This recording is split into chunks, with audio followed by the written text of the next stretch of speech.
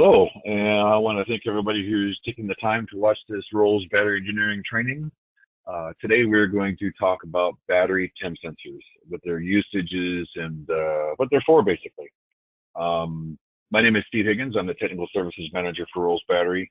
All material that I'm talking about here, all the webinars that we've done, I've got some other material that I use that I share with people. That's available on my Google Drive. There's some videos on there, spec sheets, stuff like that. If you want to send me an email, steve@surrett.com, I'll send you a link to it. There's also a link down below. If you have any questions, feel free to post a comment. If you have any comments, good or bad, feel free to post those.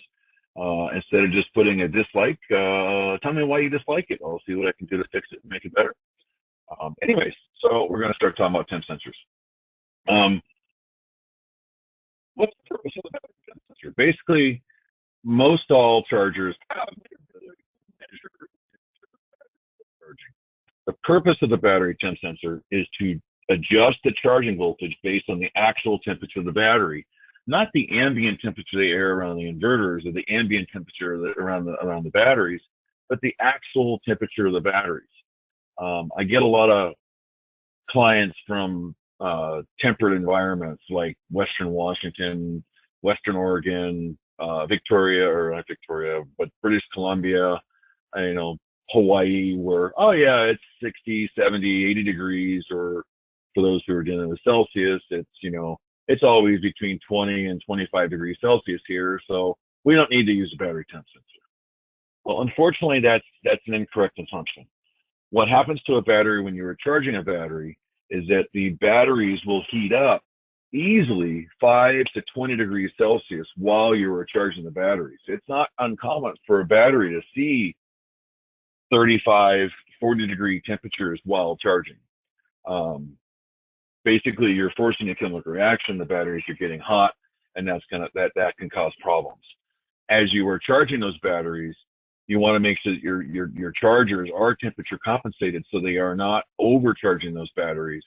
If you're putting too much voltage at too high of a temperature, that's going to cause a problem with the battery. Here's a picture of a system. This was actually in Eastern Oregon. It was mounted outside on the west side of a wall. You see that there's a piece of cardboard right here. Oops, of course, that didn't work correctly. You see the piece of cardboard on the left-hand side of the screen. That Thuricon cardboard, but piece of plywood that was just laid on top of the battery bank to keep the rain and the snow and everything off the batteries. But if you notice, the yellow wires on the batteries themselves, I'll show you the next picture. This is where the battery temp sensors are installed. Unfortunately, the battery temp sensors in this location are not doing their job. Not only that, but the batteries are also a little close together to each other in this particular installation. You want about 1 to 3 inches of space in between each battery. If we move on to our next picture, you can see on the center of the batteries, you have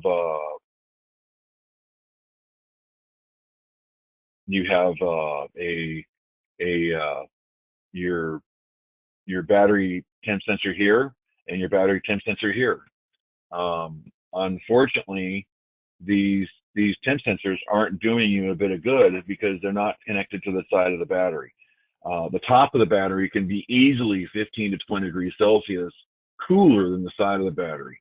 So that can cause a problem. This installation here, right here, what you have is you have a battery temp sensor on the very top of the battery. That is why these batteries are failing, is because they are getting too hot, and that extra heat, and not mentioning the sealed and insulated box that these are in. These batteries have gotten too hot. The temp sensor's in the wrong place. The batteries are too close to each other, and that's going to cause a problem.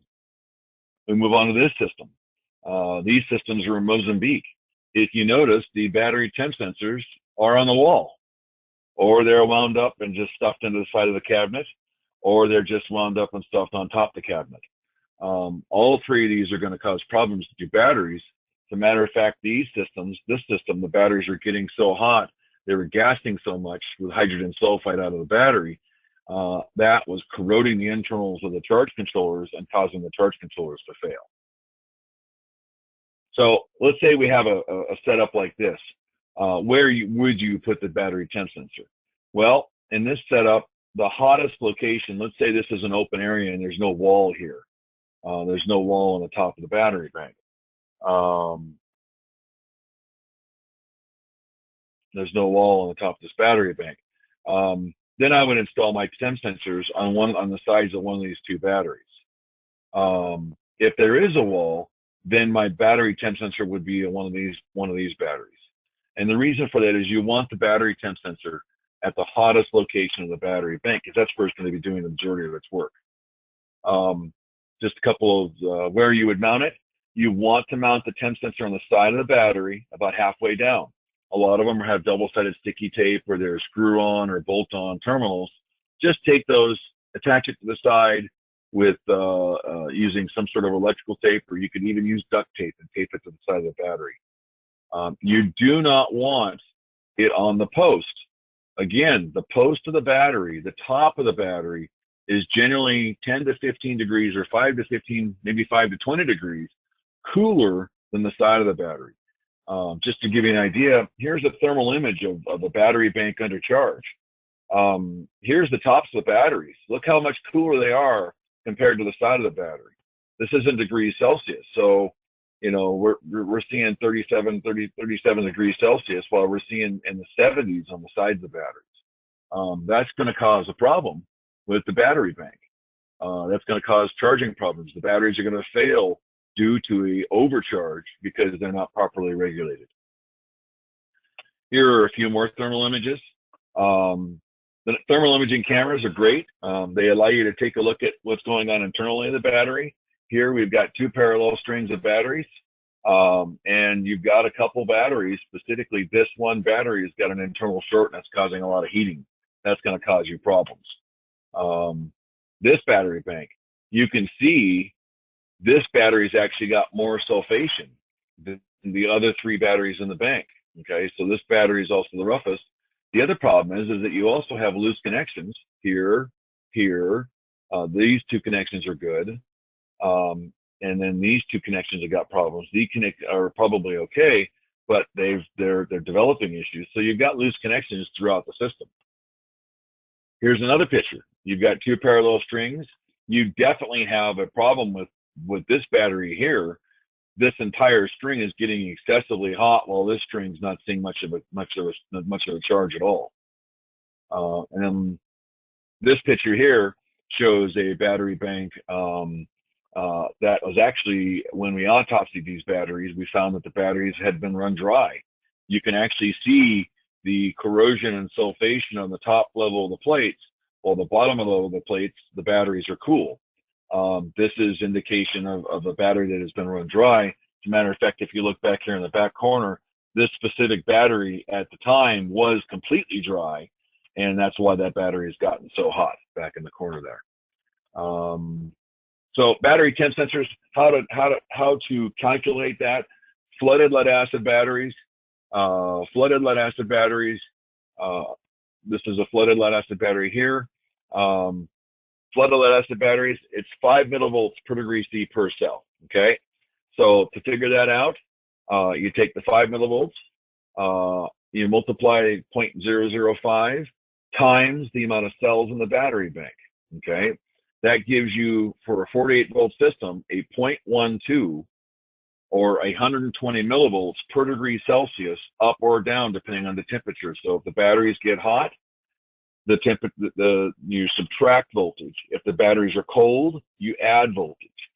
With AGM batteries, that is 4 millivolts, so 0.096. And gel batteries is, and it's again at 48 volts. Gel batteries are 0.3 or 3 millivolts, which is 0.72 or at 48 volts. Okay, so it's important for you to understand that. It's important for you to calculate that. I would suggest that you do not ever not use a battery temp sensor in the system, because if you are not using a battery temp sensor in the system, you are never properly charging those batteries. And most manufacturers, if you're not using a battery temp sensor, they're not going to cover your batteries under warranty if there's a problem 3, 4, or 5 years down the road. Again, I thank everybody for watching. This was a pretty short video, but battery temp sensors are an important subject, and you must use them in your systems. Thank you very much. Have a good day.